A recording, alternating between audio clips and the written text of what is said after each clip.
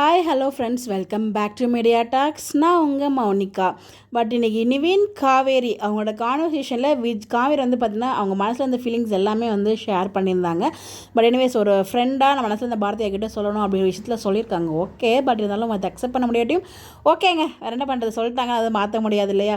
But அது என்னென்னா அதில் எல்லா விஷயமும் வந்து அவங்க ஃபேமிலி பற்றி சொல்லியிருந்தாங்களே, எனக்கு ரொம்பவே பிடிச்சிருந்துச்சு. அது உண்மை, அதுதான் காவேரி சொன்னது 100%. ஆக்சுவலாக காவேரி வந்து பார்த்திங்கன்னா அவங்க ஃபேமிலிக்காக விழுந்து வந்து எல்லா விஷயத்தையும் பண்ணுவாங்க.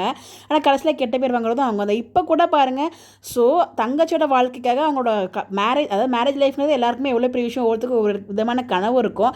அதை எதையுமே அவங்க யோசிக்கவே இல்லை. பட் ஒரு 1 இயர் கான்ட்ராக்ட், ஓகே நம்ம தங்கச்சியோட உயிரை காப்பாற்றணும் அப்படிங்கிறதுக்காக அவங்க சைன் பண்ணி அந்த லைஃப் வந்து இது பண்ணாங்க. இதில் வந்து பார்த்திங்கன்னா அவங்க வாழ்க்கையை தியாகம் தான் பண்ணியிருக்காங்க. அது யாருமே வந்து யோசிக்கவே இல்லை. அவங்களோட பாயிண்ட் ஆஃப் வியூலேருந்து கண்டிப்பாக அவங்க அப்பா இருந்தால் அந்த பாயிண்ட் ஆஃப் வியூவில் யோசிச்சிருப்பாங்க. அதை தான் வந்து ஃபீல் பண்ணுறாங்க.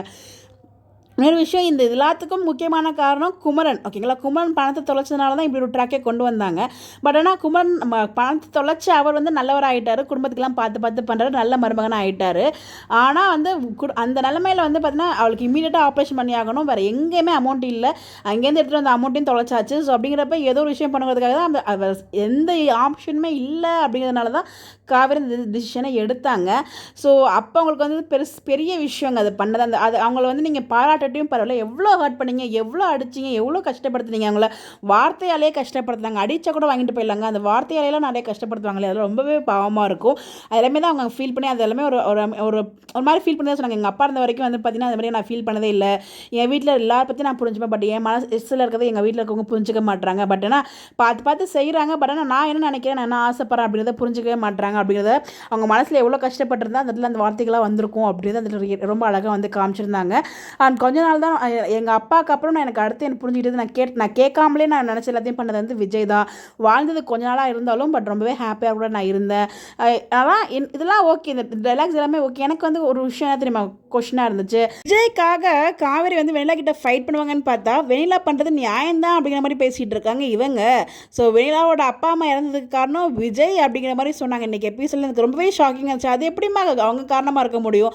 அந்த பொண்ணு இவர் வேண்டான்னு சொல்லிட்டு, வேண்டான்னு கிடையாது, ஒரு மேட்டலுக்கு பயந்து அவங்க போனாங்கன்னா அதுக்கு எப்படி இவர் காரணமாக இருக்க முடியும்? ஒன்று இவராக அந்த பொண்ணை போக சொன்னாங்க, இல்லையே அவங்க உயிர் பயம், அவங்க அம்மா அப்பா உயிர் பயத்தினால வந்து அவங்க அங்கேருந்து கிளம்பி போனாங்க.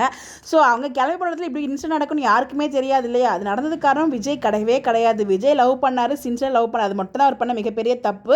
இந்த பொண்ணு உண்மையிலே லவ் பண்ணியிருந்துச்சு, இவர் தான் முக்கியம் நினச்சா கண்டிப்பாக நீ விஜய் கிட்ட ஏதோ வகையில் நீ சொல்ல ட்ரை பண்ணிருக்கணும்ல, சொல்லாத யார் தப்பு, உன்னோட தப்பு. அப்படிங்கிறப்ப இது எல்லாமே ஓன் தலையில் தான் வந்து விழுந்துச்சு. இது சித்தப்பான காரணமாக இருக்கலாமே தவிர இது எல்லாத்துக்குமே காரணம் வந்து விஜய் நம்ம சொல்லவே முடியாது. நீ உண்மையிலே விஜய் நீ லவ் பண்ணியிருந்தீங்கன்னா கண்டிப்பாக இந்த விஜய்கிட்ட நீ சொல்லியிருக்கணும். நீ சொல்லலாதது அது உன்னோட தப்பு. அப்படி நீ விஜய் நீ ப்ளேம் பண்ணுறதுக்கு எந்த ரைட்ஸுமே கிடையாது வெண்ணிலாக்கு. ஸோ அது ஒரு மிகப்பெரிய ஒரு தப்பு. இன்றைக்கி காவேரியுமே அதான் சொல்லுவாங்க, விஜயால் தான் அவங்க அம்மா அப்பா எழுந்து நிற்கிறாங்கிற அந்த வார்த்தை வந்து எனக்கு தப்பாக தெரிஞ்சிச்சு. எனக்கு என்னோட பார்வையில் மேபி ஒவ்வொருத்தருக்கும் ஒவ்வொரு பார்வை இருக்கும், எனக்கு தப்பாக தெரிஞ்சிச்சு. பட் இவ்வளோ தூரம் வந்து டீப்பாக நிவின் கிட்டே பேச ஒரு ஃப்ரெண்டாக அவங்க ஷேர் பண்ணிட்டாங்க. பட் இதெல்லாத்தையும் விஜய் கிட்ட நீங்கள் ஒரு நாள் உட்காந்து மனசு விட்டு பேசுனீங்கன்னா நல்லா எங்களுக்கு ஹாப்பியாக இருந்திருக்கும். பட் எனிவேஸ் அதெல்லாம் இப்போ கொண்டு வருவாங்க நமக்கு தெரியல. இப்போ தெளிவாக தெரிஞ்சிச்சு இன்றைக்கி எபிசோட் பார்க்கும்போது. நாங்கள் இப்போ சொல்ல மாட்டோம் விஜய்கிட்ட, வெனிலா சாப்டர் எப்போ நீங்கள் முடிக்கிறீங்களோ அப்போ தான் நான் விஜய்கிட்ட சொல்லுவேங்கிற மாதிரி சொல்லாமல் சொல்லியிருக்காங்க இன்றைக்கி எபிசோடில். எனக்கு பார்க்கும்போது அதாங்க எனக்கு புரிஞ்சிச்சு. உங்களுக்கு என்ன புரிஞ்சுன்னு சொல்லி மறக்காமல் கமெண்ட்டில் ஷேர் பண்ணுங்கள். நீங்கள் என்ன நினைக்கிறீங்க அப்படின்னு உங்களோட ஒப்பீனியன் கமெண்ட்டில் சொல்லுங்கள். இந்த மாதிரி எப்படி தெரிஞ்சுக்க நம்மளோட சேனலை ஃபாலோ பண்ணிக்கோங்க. உண்மையிலே எனக்கு அப்படி தான் ஃபீல் ஆச்சு. காவேரி வந்து அந்த மாதிரி சொல்லிடக்கூடாது, காவேரி விஜய்க்காக நின்றுக்கணும். ஆனால் வெனிலா அம்மா பிறந்ததுக்கு உண்மையிலே விஜய் காரணம் கிடையாது. எல்லாரும் புரிஞ்சுக்கிட்டா நல்லாயிருக்கும் நான் நினைக்கிறேன். உங்களுடைய கருத்துக்கள் மறக்காமல் கமெண்ட்டில் ஷேர் பண்ணுங்கள். இந்த மாதிரி எப்படி தெரிஞ்சுக்க நம்மளோட சேனலை ஃபாலோ பண்ணிக்கோங்க. Bye bye.